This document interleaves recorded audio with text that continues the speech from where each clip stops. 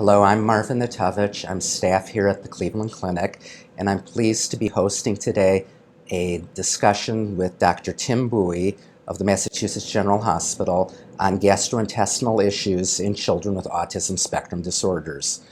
Dr. Bowie is a distinguished pediatric gastroenterologist and is currently clinical director of gastroenterology and nutrition at the Lurie Center for Autism, based at the Massachusetts General Hospital for Children, and is faculty in pediatrics at Harvard Medical School. The learning objectives for today's webinar are several. First, to discuss the spectrum and prevalence of GI and nutritional issues in children with autism. Second, to discuss the diagnostic recognition of these issues. Third, to discuss clinical practice guidelines for the evaluation and care of GI issues in children with autism. And finally, Dr. Bowie will present his ideas about major clinical research needs in this field. To begin with, Dr. Bowie, there's a considerable literature regarding GI issues in children with autism. Can you tell us a bit about what types of GI issues occur in children with autism, and what does the best evidence say about the frequency of occurrence of different types of GI issues in this patient population? As you know, autism's been discussed really for less than 100 years as a medical diagnosis. And the medical literature talking about how these children present with medical problems is really very short in historical terms. The literature really starts looking at the possibility of gastrointestinal problems only in the late 90s. And so we've really only got about 15 years worth of a literature that talks about the prevalence of gastrointestinal problems in this community. We reported in a consensus report back in 2010 in pediatrics that the frequency of gastrointestinal problems in children with autism seems to be higher than the general pediatric community, and that the prevalence is somewhere in the range of 40 to 70%. That's pretty high, and it's a good deal higher than the general pediatric population. Recently, in fact in May of 2014, there was a paper that tried to do a meta-analysis of all of the published literature looking at gastrointestinal conditions in autism. What they vetted were about 15 papers that had the literature to suggest a control population and a patient population of kids with autism, and they likewise found what we reported, which is that there's a very high frequency of children with autism who have gastrointestinal problems, probably in the range of 50 to 70%. And based on the best data, which of the major types of gastroenterological issues seem to occur most commonly in persons with autism, and which seem to occur disproportionately the most in persons with autism? I think those are questions that are not completely answered by the literature so far, but as we can judge, the papers that have been published so far talk about a general presentation of medical conditions that aren't too different than the general pediatric population, but they may be more common in this group of kids. So common medical conditions like constipation, diarrhea, acid reflux, food allergy are the conditions that come up again and again and again in this population. We do not find that there's evidence for a distinct gastrointestinal condition in autism, such as autistic enterocolitis or some inflammatory state that is unique to children with autism. And I think that's extremely important because that hunt for something different about these children may not be where it's at. The hunt for the underlying medical condition may be where it's at. And parallel to talking about major gastroenterological issues, I'd also like to ask you to give your input on what are the major nutritional issues that are known or seem to occur more commonly in persons with autism. Some large studies that have looked at the nutritional impact of these dietary restrictions haven't really shown that there's a large-scale deficiency in the patient population of children with autism. So although they may be taking a diet that's relatively limited in fruits or vegetables, they don't seem to have a high frequency of vitamin C deficiency or other particular nutrient deficiencies.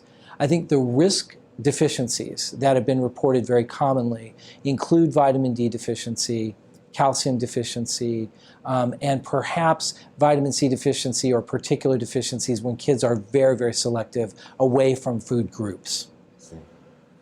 And what are your thoughts, Dr. Bowie, based on your years of experience and expertise in the field, in terms of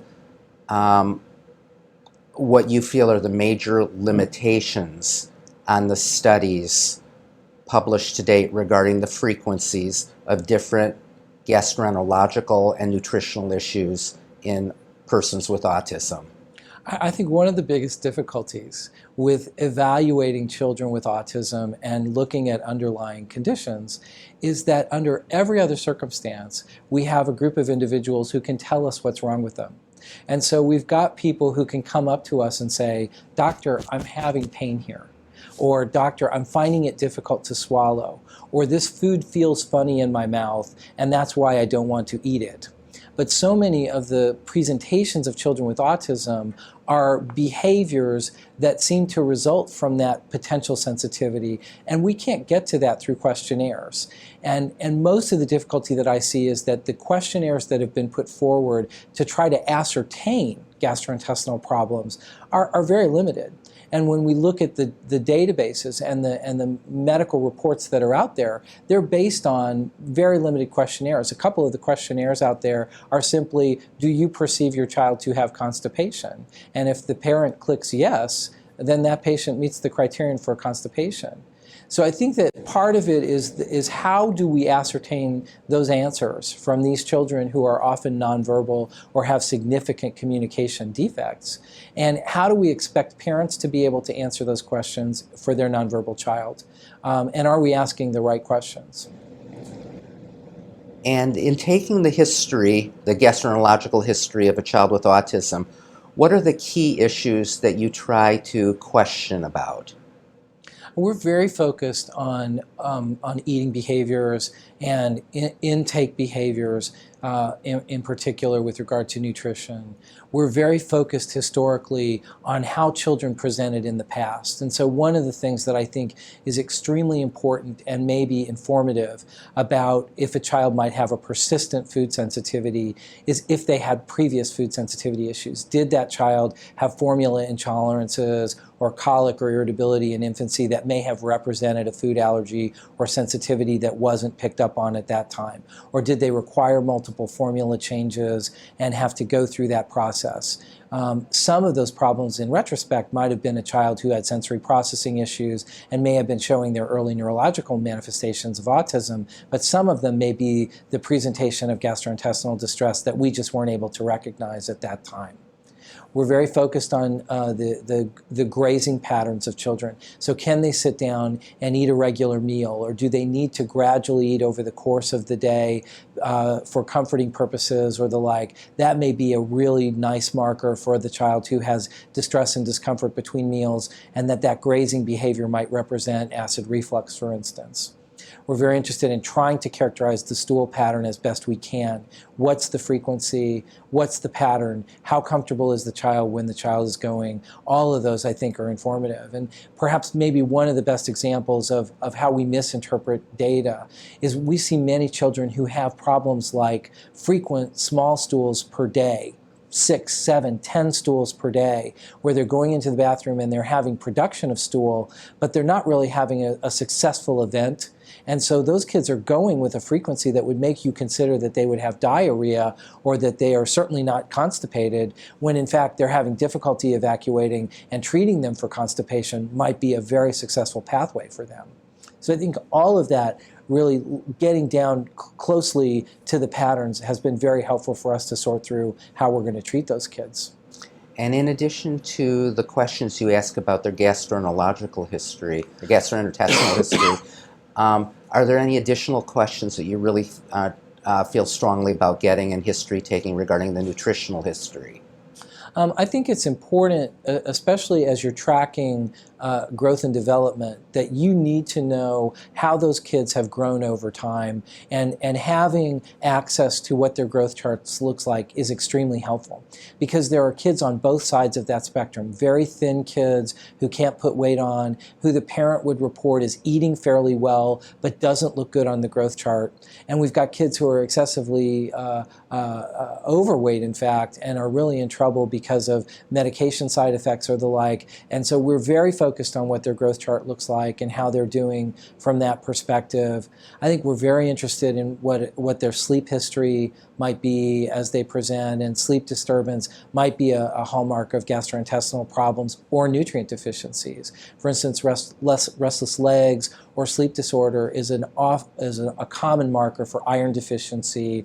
And in kids who may be selective, or kids who may be over intakers of milk, they may have a higher frequency of iron deficiency, and we can help rectify some of their sleep disorders by recognizing their deficiencies.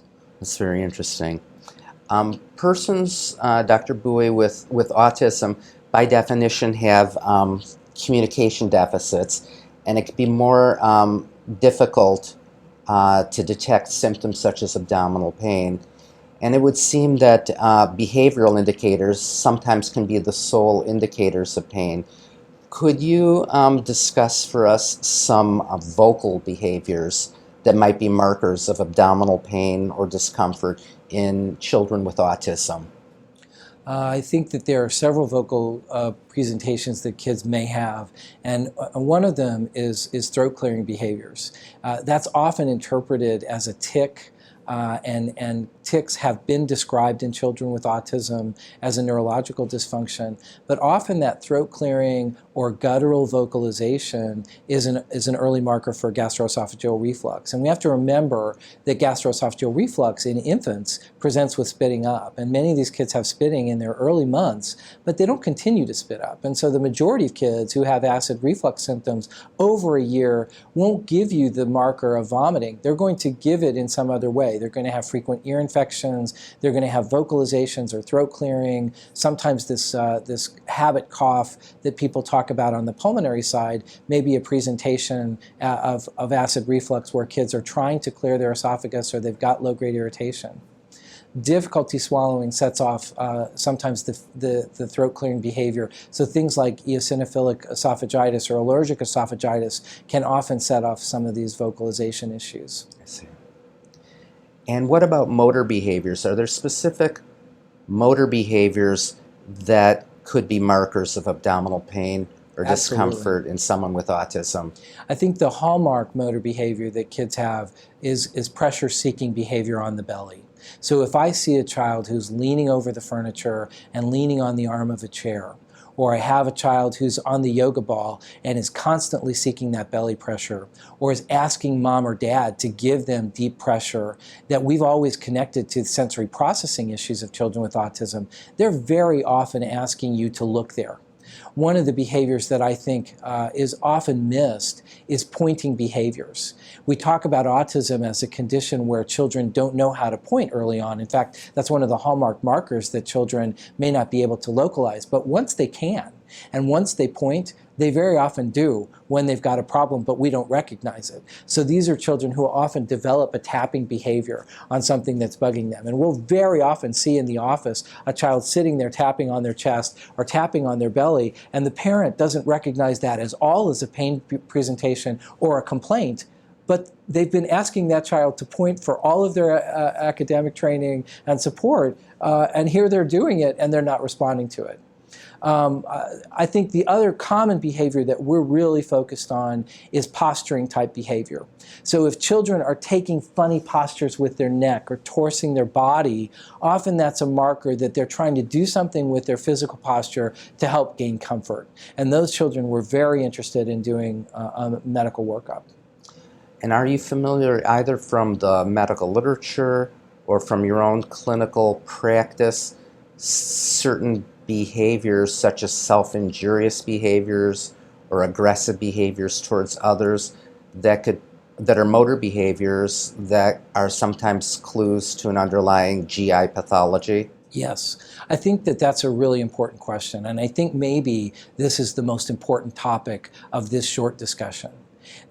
The problem behavior, or what we call subtle, unexplained, repetitive behaviors, are common behaviors that are set off by some underlying medical issue. And yet we let children with autism have these behaviors because they're autistic. That's really a very wrong position to take. There's very good data that's come out of the Autism Treatment Network that's now published, and it's been published in the work that we did in our consensus paper as well, with children who have aggressive and self-injurious type behaviors, that has a very high correlate to gastrointestinal problems. And the two highest correlations of problem behaviors in children with autism is nonverbalness. So if a child is unable to vocalize what's going on with them, they may have more problem behaviors or aggressive behaviors, and gastrointestinal issues underlying them. And so when you see those problem behaviors occurring, especially if they're new onset or there's a change in the character of those behaviors, that ought to be the first clue that you take to consider an underlying medical condition. It's not always gastrointestinal. It could be teeth pain. It could be migraine. It could be ear infection. It could be strep. It could be a variety of underlying medical conditions. But that change in the nature of problem behavior is a very good marker for an underlying medical condition. And a short while ago, you mentioned restless legs during sleep. Are there other sleep disturbances that can sometimes be a clue to important underlying GI pathology? Yes, and I think they look like a lot of other things. And so, for instance, we've got a lot of children who won't sleep in a flat position. They're trying to find a place that they can comfortably sleep. And so when a child is sleeping in an upright position or sleeping on a play toy or something else like that, I think that should be a red flag to consider an underlying GI condition. The child who takes a long time to go to sleep may have a lot of reasons for that. And when you do sleep hygiene questionnaires, you may find that we need to calm down the evening before that or other things. But if you've addressed all of those sleep hygiene issues and they still have problem with sleep induction, we really would look at underlying medical issues. Most importantly, I think the child who goes to sleep fairly well but has reawakening in the middle of the night, we're very concerned about those kids as having a manifestation of acid reflux. And certainly that's one of the presentations of reawakening. And that child may not reawaken unhappy or uncomfortable. The reflux may be simply increasing the arousal state so those children wake earlier than they should. And so they don't have to wake crying to think about reflux. They have to wake frequently. And I think those are things that would make us at least consider whether there's underlying GI issues there. And in the medical literature or in your personal medical experience, if you treat persons who have such sleep disturbances as a reawakening or multiple reawakenings with anti-reflux medication, does the sleep pattern improve? Oh, absolutely. I think sleep disorders in children with autism are multifactorial, and so they may need other help, but often added acid reflux treatments are quite helpful for that. And then a subset of children along the autism spectrum have unusually or highly selective diets. Why do you think that might be? It's a wonderful question. And I think that there are a whole bunch of considerations. Certainly, the need for sameness is a core feature of autism. And so there are children who I think become highly selective about the type of foods that they're going to take in because they become comfortable with those foods. And yet there are probably other factors involved as well. Some children become really focused on taking in foods into their mouth that they can feel well. So they may be more likely to migrate to hard and crunchy foods because it gives them enough sensory input to their mouth that they know how to manage that and handle it and swallow it down. And so it may be a sensory component in some of those kids. It may be a preference component in some of those kids. Many children, though, who have problems with food allergy or sensitivities to foods may find something from a tactile perspective when they put that food in their mouth that creates an aversive event for them. And so some of those food aversions or food restrictions may be earned fairly by their food sensitivity. And we need to at least recognize that before we try to completely re-indoctrinate those kids through behavioral feeding programs to put those foods back in. And some of my feeding friends have actually shown that as they use behavioral approaches to get those kids to put foods back in, they've seen them start to break out in hives and show evidence of food allergy that those children probably knew they were going to have and were trying to self-restrict. I think it's a very interesting topic, and I think it requires thinking that through with every individual kid and every particular circumstance to get to that. And what are the possible consequences of very highly restricted diets, and how and when should a pediatrician or a gastroenterologist monitor for such possible consequences? I think that the risk is that there could be a nutrient limitation, and that's when the child is self-restricting or when parents have chosen to do a restrictive diet out of concern that there may be food triggers. And so very commonly now children are placed on diets that are milk-restricted diets or milk and gluten-restricted diets. One thing that's important to keep in mind is that those foods are often enriched with nutrient supports. And so when we put on a child on a gluten-free diet, or whether he puts himself on that diet, or we're taking away a lot of the enriched products that these children are getting, which is their primary source of B vitamins. And so we may need to be at least aware of the fact that we're restricting them or they're restricting themselves from sources. Kids who are putting themselves on a milk-restricted diet are certainly losing their primary source of calcium and vitamin D, and we need to at least be aware that they need to find other ways to get those products in. It's interesting, the Autism Treatment Network has reported their data on these kids who have food restrictiveness, and even when they're fairly restrictive and they've done these dietary assessments, they don't find that they're deficient in the vast majority of these settings. And so it's an amazing thing that most kids meet their needs even when they're pretty restrictive. And tell us, does celiac disease or gluten intolerance occur more commonly in persons with autism? And is there documented benefit of a gluten-free or gluten and casein-free diet in some persons with autism? So let me handle the first question first, and that is there a higher frequency of gluten sensitivity or celiac disease in autism? The answer, as best we can answer it based on some of the population studies, is that there is no higher frequency of celiac disease in autism now. A very large population-based study that came out of Sweden last year in 2013 really reported very cleanly that there's no higher prevalence of celiac in this population. But we have to consider... Based on serologies or based on biopsy? Based on serologies. What is important is that these are now two relatively common conditions that can coincide.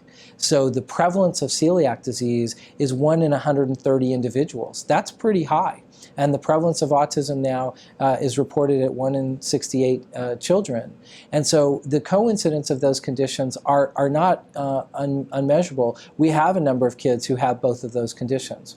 Maybe the bigger question that families ask is the gluten sensitivity a factor that's accounting for my child's autism? And is it a value for me to take gluten out because it's affecting the autism?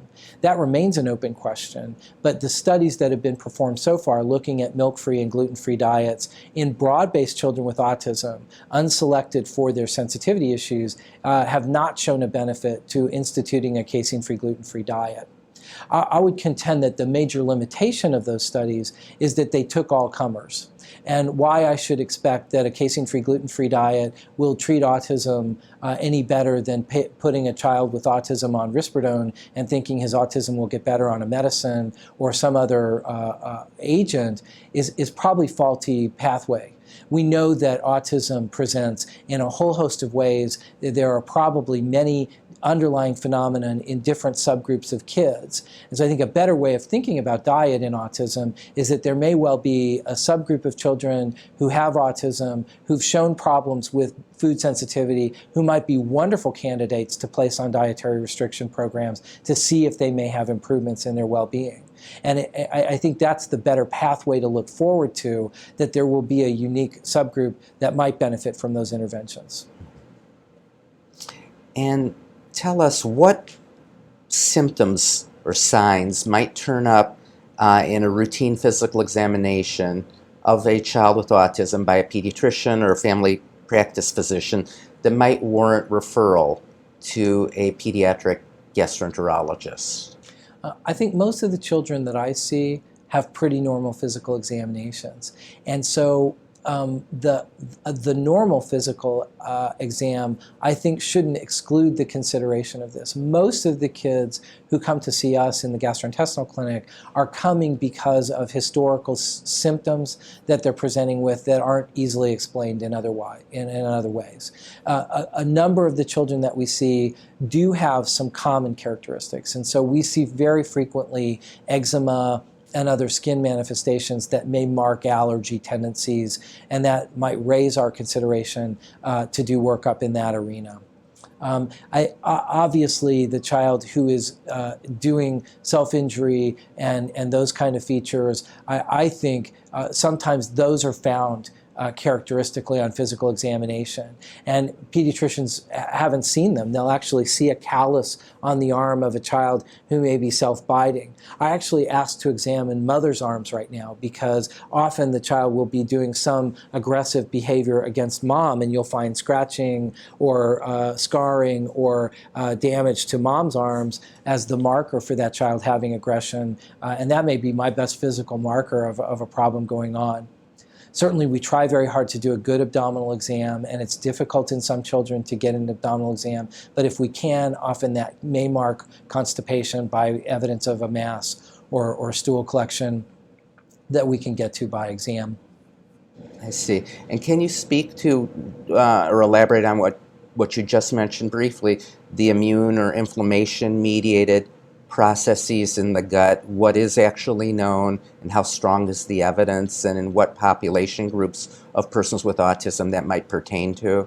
Well, it pertains uniquely to kids who are justified to undergo endoscopy. So these are kids where the providers have a strong sense that they are presenting with abdominal pain, and they are undergoing an endoscopy or colonoscopy, and there is more of a anecdotal or a pooling of the experience amongst those providers. And so in my practice, when we take those children to endoscopy or colonoscopy, we'll find a variety of inflammatory conditions such as allergic esophagitis or acid reflux damage and reflux esophagitis. Some of the children that we'll investigate will have allergic changes throughout the gut, or they'll have more diffuse inflammatory changes. Some of those children will have truly inflammatory bowel disease features, such as Crohn's disease or colitis.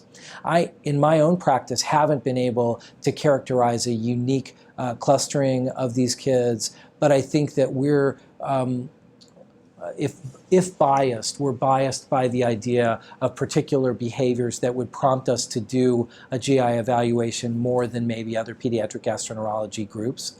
I think that it's amazing as I go around the country and talk at other centers, many of the GI groups will say, hey, we have this group of kids that have undergone endoscopy and we've found these findings. We're still trying to put together a reasonable pool of what those kids look like and whether there is any pattern to their pathology. And in the medical literature on GI issues in persons with autism, when one thinks about the biology, there's an older literature about the possibility of altered GI permeability. Where do things stand with that type of pathophysiology? Yes, so currently? Increased intestinal permeability is also sort of given another name amongst the families, and that's leaky gut syndrome. And this idea of permeability of the cells or the junctions between cells might be a setting where you are able to bring across chemicals or other substances into the bloodstream that might somehow set off behaviors or problems with autism. Interestingly, the early literature talked about increased intestinal permeability often, and then it fell out of favor because doing permeability studies is pretty difficult in this population of kids. So to do an intestinal permeability study, you have to give them a couple of poorly absorbable sugars and then measure their urine for several hours and then remeasure those sugars in the urine to see what got across the intestinal lining into the kidneys so that they could be measurable and you could compare that to other populations. The look at this permeability problem has come back into vogue at this point in time, and people are trying to find other ways to look at permeability. But the classic permeability studies are still being looked at. And one of the problems with increased permeability is that if you've got a process going on in your gut, be it allergy or celiac or inflammatory conditions such as inflammatory bowel disease, very often those conditions will cause changes in your intestinal permeability, but day by day and week by week, that permeability will vary. So we're not quite so sure how to place reliability on the testing that we're doing yet. And I think that's why you're not hearing a lot of discussion about what to do with that permeability problem now, because we don't know how to interpret the laboratory tests. I think we'll get better, and one of the things that's been looked at more recently is an intestinal marker called zonulin, which is abnormal in patients who've got permeability problems, and people are starting to look at that as a research tool to try to define these intestinal permeability problems a little bit more clearly. Is that a blood marker or a stool marker? It's a blood marker. I see. And you've talked about gluten sensitivity or intolerance. What other types of food intolerances have been described in persons with autism? Do any of them that do occur with greater frequency in autistic individuals relative to typically developing persons? And when and how should this be studied by a pediatrician or family practice doc? Yeah, this is a very difficult problem as well, because I think there are a variety of ways that foods can cause problems for individuals. And that's true in the general population as well as children with autism. So as we think about these problems as physicians, we try to break them down into ways that we can understand them. Food allergy is certainly a condition that we understand because we can do particular tests that might suggest a sensitivity that is a true immune reaction. And so when we talk about food allergy, we're talking about a child who gives a positive skin test or a positive antibody response to a food by blood testing that suggests that they're intolerant to that product. A number of kids have food allergy. In the general pediatric population, we think that that frequency is somewhere around 5 to 8% in the general pediatric population.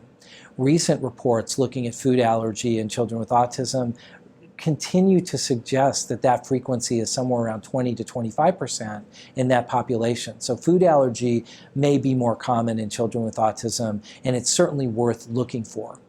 Part of the problem is that none of the allergy tests that we do routinely are perfect tests. And we know that even children who have peanut allergy, who may anaphylax from peanut allergy, may have negative skin testing and negative blood testing. So there's a small population of patients that we miss by doing standard allergy testing, and yet those children may be allergic to the food.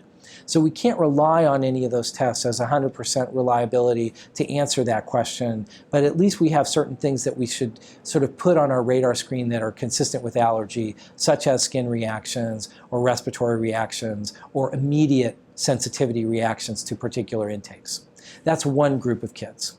Another group of kids may have a different type of sensitivity to the food that it's presented, and that's a more vague kind of discussion. Perhaps 3/4 of people who have gluten sensitivity don't have celiac or allergy to the gluten type foods, but they have a clinical response to the withdrawal of those foods. And that clinical response may be improved sleep, less depression, less anxiety, as well as an improvement in gastrointestinal symptoms. And so this is a very hot topic in the general GI experience right now, because there are people who get better when they restrict gluten from the diet, and it is a sensitivity, but it's not an allergy that can be defined by a testing tool. We've got celiac disease and gluten in particular, which is a different type of an immune response. It's genetic, it runs in families, so we know how to look for that, and we've got very well-defined testing tools for that. And we've got a different type of digestion problem that happens in many kids, which is carbohydrate digestion or fat intolerance in some of those individuals. So if children don't digest fat well, or they've got a malabsorption type problem, the fat component of those foods might trigger gas or diarrhea or gastrointestinal distress. And lactose intolerance or other carbohydrate digestion problems often causes the same. And those problems may be gas, belly pain, distress, diarrhea, sometimes constipation. from our own work, and we've published this in the journal Autism, among other places, we find that lactose intolerance is extremely common in the population of children with autism who've got gastrointestinal issues who undergo workup. So in those kids, more than 60% of those children have evidence of lactose intolerance when we look for it. That's outrageously high and is a lot higher than the general population of lactose intolerant patients. And it's even more common in those kids than the children who have gastrointestinal complaints who are presenting but do not have autism. It's interesting. Dr. Bowie, you've provided us this wonderful overview of epidemiology and prevalence of major GI issues in persons with autism and the data that exists today supporting that, and clinical insights into the recognition of different symptoms and signs for different types of GI pathologies. And you've given us an overview of what's known about the biology of different types of underlying GI pathologies in children with autism. Based upon your expertise and your years of work in the field, can you now provide us with a sense of where you feel are the greatest priorities for clinical research in the field of pediatric gastroenterology for persons with autism at this moment? I think one of the big pushes in the gastrointestinal experience is to try to define the microenvironment of the GI tract, and that is a very big topic right now on the research side. We have a data. What do you mean by microenvironment? So the intestinal microbiome is trying to look at the microflora that are living in the community of the GI tract. And there's a different microflora that's present in the stomach than is present in the small intestine, than is present in the colon. And those microenvironment changes may be accounting for some of the dysfunction that's going on in the GI tract for a variety of conditions. We are looking at those disruptions in inflammatory bowel disease and in celiac disease, and we're starting to look at some disruptions that are happening in children with autism. And in the last 5 years in particular, there's a growing literature that's showing disruptions in the intestinal microflora that are starting to have patterns, where particular bugs are deficient and particular bugs are predominating, and some of those predominating bugs may have byproducts that are getting to the brain or getting to the nervous system and accounting for neurological dysfunction. These are things that are extremely important to tease out, and we're just at the place where we're capable of looking at that with the science that's there in place.